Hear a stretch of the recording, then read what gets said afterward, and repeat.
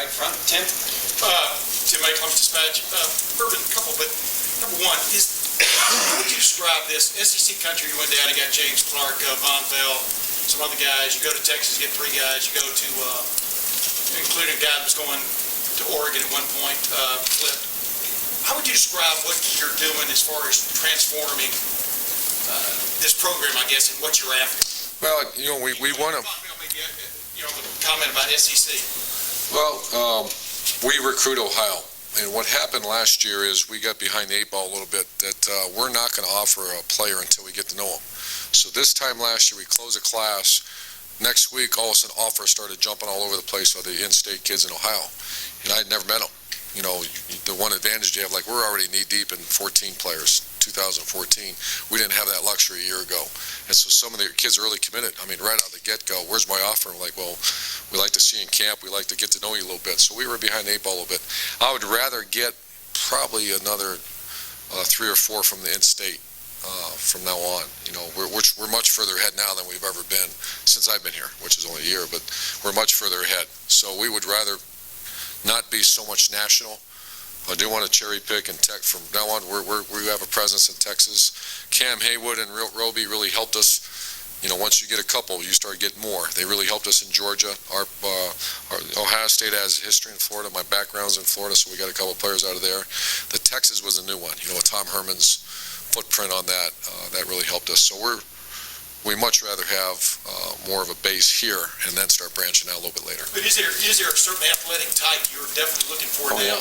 You know what I'm saying? Yeah, us and 130 other schools. Yeah, guys that run really fast and are tough. And I think, you know, I heard about Von Bell, what he said and all that. I think there is a little bit of a chase going on after the SEC. That's fine. I mean, that's you got to give credit where credit's due.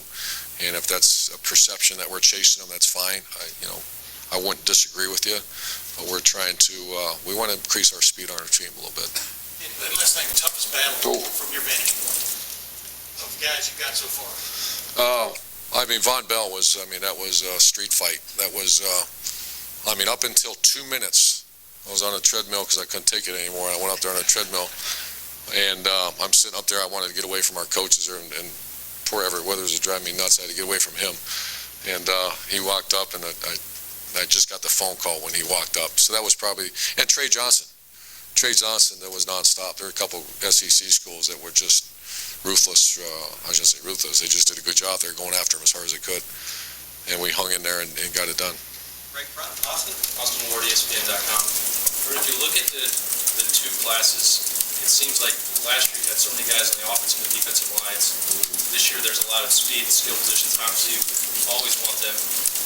Is there a bigger priority last year on building on the inside, and this year staying that outside? Fair to say that or not? I think last year was a big emphasis on D-line, but we were just shooting, fishing over. We're just trying to find the best players possible that had interest in Ohio State. This year was a concerted effort to go find fast guys. And we had to, into the back end, we're going to have 3 safeties walk out the door next year that are good players, so we had to get some safeties. We had, we had Travis Howard and Roby. Travis is gone. Roby was almost gone, so we had a big emphasis on corners.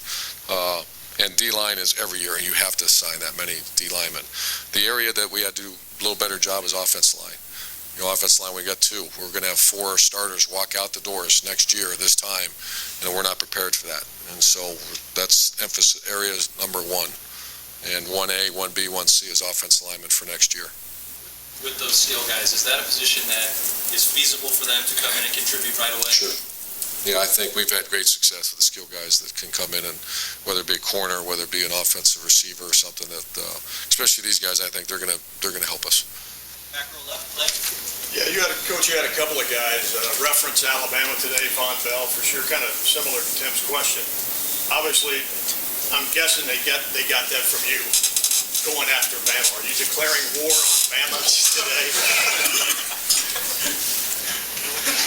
I need a sound bite.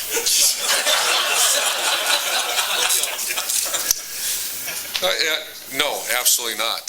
We have one rival, and that rival has been dictated quite many years ago. One rival, and that rival is clear.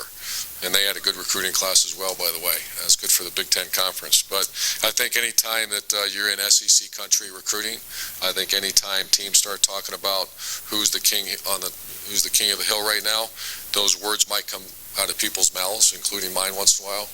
But no, make it real clear that there's one rival, there's one person we're going after, and that's our rival. That was dictated many years ago. So that's it. Middle left, Dave.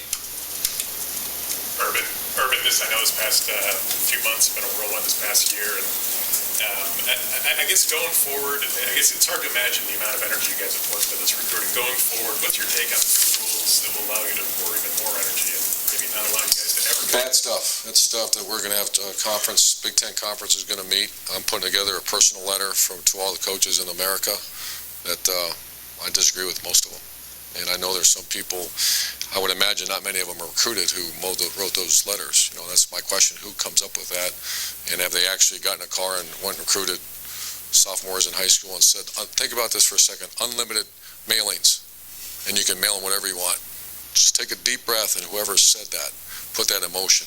Could you imagine what's going to be rolling into kids' driveways? And fatheads and magnets, and I mean, it's nonsense. So no, there's going to be a lot of conversation, I'm sure, about that. But no,